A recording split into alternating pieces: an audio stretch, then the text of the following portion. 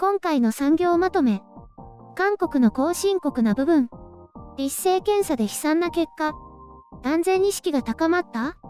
最近ではムン・ジェイン大統領が G7 招待などを理由に自称先進国を主張する一方で、後進国な部分があるとも指摘しています。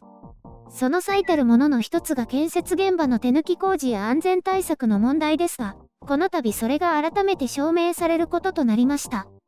韓国雇用労働部は7月14日に、850余りのチームが全国3500カ所以上に対して一斉に安全点検を行ったそうです。足場や手すり、墜落防護網などの安全設備の点検や、ヘルメットや安全靴などの装備が適切であるかも調べたようです。その結果、3545の建設現場のうち、約7割にあたる2448個、69.1% の現場で不備が確認されたとのことです。このうち階段側面の安全手すり未設置が1665と最も多く、ヘルメット未装着などの安全装備が1156と次いで多かったようです。全く指摘を受けなかった現場は1097カ所で、全体の3割程度にとどまりました。4件以上の指摘を受けた現場は651カ所で全体の2割弱、10カ所以上の指摘を受けた現場は65カ所もあったようです。違反を指摘された現場の約半分は改善確認措置が必要とされていて、特に不良だった30の現場については法的措置を取るということです。これまでは現場の自助努力に頼っていたようですが、今回のような一斉点検は新たな取り組みとのことです。これによって安全に対する認識を改善するきっかけとなったと労働部長官は話しています。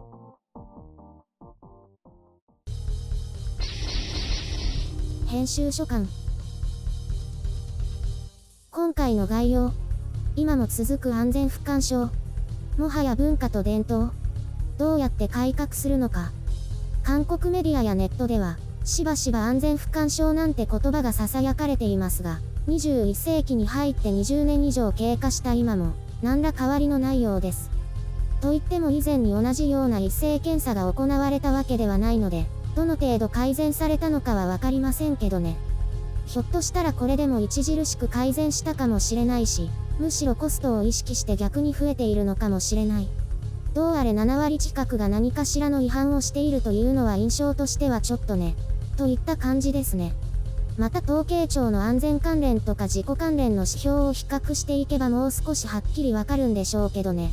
そこまでの元気はちょっとありません。韓国の日々のニュースをつぶさに見ている方はご存知かと思いますが、結構頻繁に転落事故なんかが起こっています。以前私も日本との事故件数を比較したのですが、明らかな差があったと記憶しています。差がなかったら記事にしないしね。まあ、どの程度チェックが厳しかったかわかりませんけどね。一応法定安全教育というのがあって、それは当然義務付けられています。以前の事故ではそれすら行われていなくて問題になったりしていました。ただ、作業前安全点検も義務付けられていて、今回の例を見ると、やはりそれすらも行われていないようですね。結局元請けの現場監督がゆるゆるだとその下は全部ゆるゆるになるんですよね。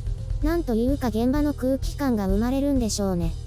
下請けの人が元請けの人に、毎回安全点検しないんですか？なんて言えば面倒なことになるだけでしょうし、業界の悪習慣みたいなのがあるのだと思います。言い方を変えれば悪しき伝統みたいなのがしっかりと根付いているんでしょうね。今回の検査にある程度の意味はあると思いますが、根本的に安全意識が薄いようなので、そこを改革していかなければならないと思います。抜き打ち検査があるとしても罰則がなければおそらく何も改善しないでしょうし、今度は抜き打ち検査対策だけが生まれることになるでしょう。元請けとしては表面的なコストを意識しますから、安全対策のためのコストを削りたいことでしょう。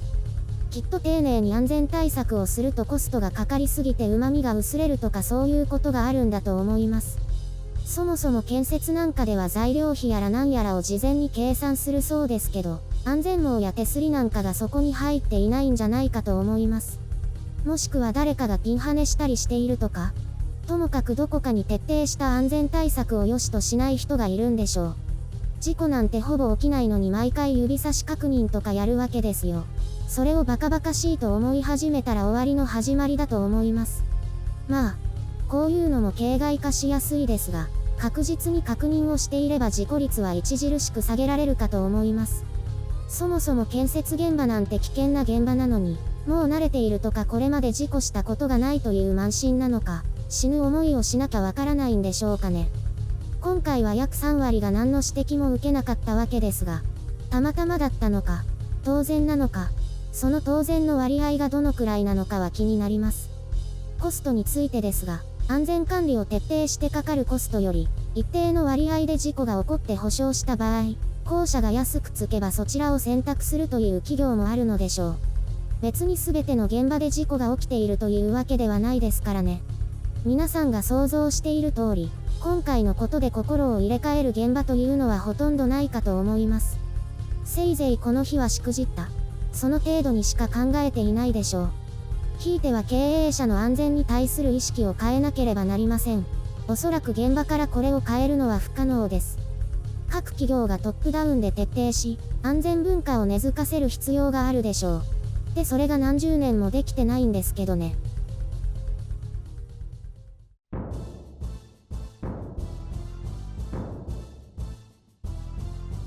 これってあれだよね。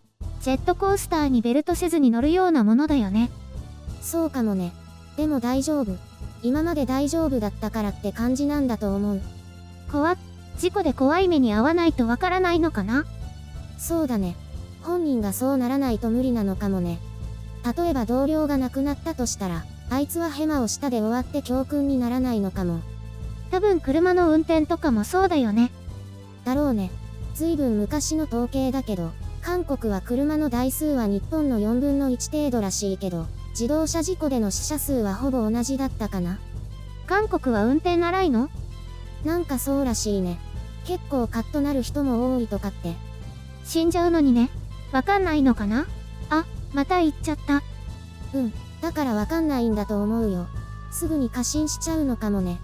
でも現場の雰囲気に飲まれるってのはわかるなぁ。ほら、みんながやってないなら自分だけきちんとするのもなってなっちゃうよね。だから企業文化というか、そういうのが大切なんだと思うよ。安全対策に厳しい現場ばかりいたら、ゆるゆるなところに行くと不安になると思う。韓国はそういうのが今はまだあんまりなくて、悪い方向への悪循環が起きているんだと思うね。やっぱりそれを断ち切るために業界や政治が改革を起こしていかないとと思う。ある意味古いのかな。あと、いろいろ変えるのって難しいよね。昨日までの自分たちを否定することになるからね。だからトップダウンでやるしかないと思うんだけど。政府が圧力かけたりとかしないのかな？献金たくさんもらってて強く言えないとかなのかな？建設だけじゃなくて化学工場でもしょっちゅう事故起きてるのにね。じゃあみんなあんまりやる気ないんだね。そうだね。大事故が起きないと目が覚めないのかも。長官も何か今回の措置で満足げだったしね。じゃあ韓国の高い建物とか危ないのかな？そういうのも事故が起きるまでわからないしね。あ、この前テレビだったかな？韓国のデパートがへしゃげたの見たよ。あれ？ドラマの中でだったかな？ああ、あの百貨店崩壊事故ね。韓国じゃ有名な事故だよ。またああいうのが起きるのかな？さあね。起きるまでは本当にわからないよ。集まれ！白雪姫のてんこ盛り。オリンピック関係者でコロナ感染者が結構出てきてるみたいよ。知ってる。まあ仕方がないよね。私たちなんかは、テレビで見ながら、あららって言ってるけど、関係者は大変だろうね。だよね。下手したら競技スケジュールに穴開きそうだもんね。精神的に追い込まれて病気になったりしないといいんだけど。そういえば東京五輪の開会式で音楽を担当するミュージシャンの小山田圭吾さん、いろいろ言われちゃってるの知ってる？今朝なんかやってたね。大変なことになってるみたいね。そんな30年近く前の話で責めなくてもいいんじゃない？って思ってたんだけどね。私もそれちょっと思った。でも内容を見たら若気の至りで収まりきれないひどいものだったんだよね。さっき送ったけど見た？見た。かなりやばいね。笑えないレベル。それを笑い話として平気で掲載していた雑誌もどうかと思うけど。でももう開会式始まっちゃうしどうしようもないよね。でもあれは一生ついて回るね。まあそれも仕方ないとしか言いようがないね。